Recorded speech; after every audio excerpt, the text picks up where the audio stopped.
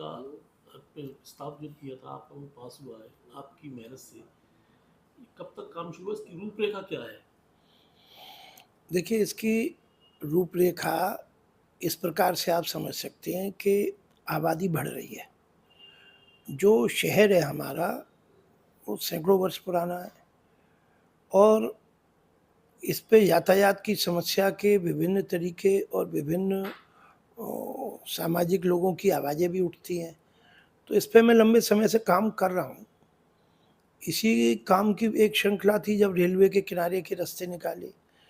फिर इसी काम का एक जुड़ा हुआ हिस्सा था कि जो अ, सीएलजेन का चौराहा है उसके दाईं और बाईं तरफ आप देखें तो उधर तो बम्बा बाईपास तक और इधर अ, हमारा वो है स्वागनगर सेक्टर नंबर 4 मुरली नगर, वहाँ तक का पूरा एक 8 किलोमीटर का बाईपास बना। ये बम्बा बाईपास की पटरी केवल 3 मीटर की थी, आज 7 मीटर की हो गई आफसाबाद से लेके वहाँ तक की। तो ये क्या है कि कोटला रोड का चौराया था, उसको अगर आपको देखा वो 4 लेन होके आगे तक चनौरा तक गया। और इस सबसे महत्वपूर्ण काम 2016 में माननीय गडकरी जी को हम लोगों ने बुलाया था, आपको याद हो, तो ये एक 20 किलोमीटर का जरौली से मक्खनपुर का 6 लेन का एक बाईपास बना।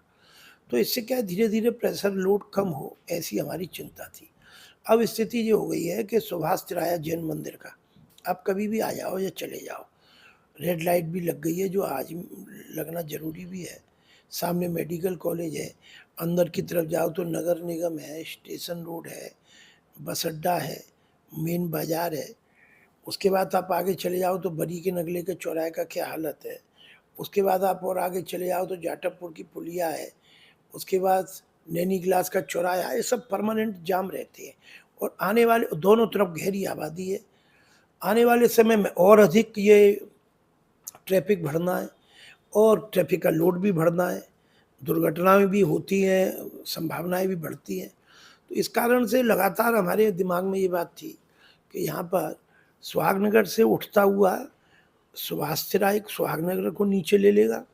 ये उठाने की बात है महावीर वाटिका से, सीएलएन के थोड़े से आगे से। तो उसमें सुहागनगर चौराहा भी आ जाएगा, फिर सुभाष तिराहा भी आ जाएगा और इसको उतार देंगे एसपी सिटी कार्यालय के सामने 5 मीटर का। बगल में 5-5 मीटर की सड़कें रहेंगी। फिर ये वहाँ से आगे चढ़ेगा तो बरी के नगला से फिर इसको आगे लेंगे तो बरी के नगला से जाटवपुरी का चौराहा है, फिर नैनी ग्लास का चौराहा पार करते हुए उतर जाएगा। तो हमें जिनको सीधा जाना है वो सीधे निकल जाएंगे, जो नीचे जाने हैं वो नीचे चले जाएंगे। तो इसके लिए पहले क्या होता है, ये लगभग 200 करोड़ के प्रस्ताव है। कोई ऐसा तो है नहीं मांग उठा दी कुछ कर दिया। बाकायदा इसकी पहले हमने जांच करा के इसकी यहाँ की स्थिति बताई। स्थिति सही पाई गई तो इस पे फिजिबिलिटी रिपोर्ट बनी। फिजिबिलिटी रिपोर्ट बनी तो विभाग ने इस बात पर सहमति दी कि ये बनने योग्य है, तो इसको कार्य योजना में सम्मिलित किया जाए। अब अगर कार्य योजना में सम्मिलित किया जाए तो उसके लिए इसका डिजाइन बने, तो डिजाइन भी बना। डिजाइन बनने के बाद जरा डिजाइन की फाइल है क्या, वो बड़ी वाली बड़े वाले कागज थे उसमें। तो डिजाइन के बाद स्थिति ये बनी कि अब इसमें रास्ते में बिजली के खंभे भी पड़ रहे हैं, इसमें पानी की लाइनें भी हैं, इसमें टेलीफोन की लाइनें भी हैं, इसमें गेल की लाइनें भी हैं, इसमें ट्रैफिक की भी लाइट्स हैं। तो इसमें जल निगम की और नगर निगम की भी लाइनें हैं। तो बहुत सारे विभाग हैं। उन सब विभागों की अगर रास्ते में कोई चीज़ें आ रही हैं तो उसको हटाने का क्या खर्चा होगा, उसका एस्टीमेट होगा, जॉइंट सर्वे होगा। तो इसके लिए शासन से एक लेटर आ गया है। तो इन विभागों का सम्मिलित होकर ये अब सर्वेक्षण चल रहा है। यहाँ से सर्वेक्षण होने के बाद फिर इसकी बजट की प्रस्तावना होगी। तो ये पुल जो बनने की जो पहला कदम है, जो बीज है, वो डल चुका है। तो हम चूंकि इस काम में लगातार लगे रहेंगे, माननीय मुख्यमंत्री जी की बहुत बड़ी कृपा है, उनसे हम मिले, उनसे हमने अनुरोध किया, तभी इस काम को आगे रफ्तार मिल रही है। तो मुझे पूरा भरोसा है कि हम चलते रहेंगे तो निश्चित रूप से हम इसको बहुत जल्दी बनवाने की स्थिति में आएंगे।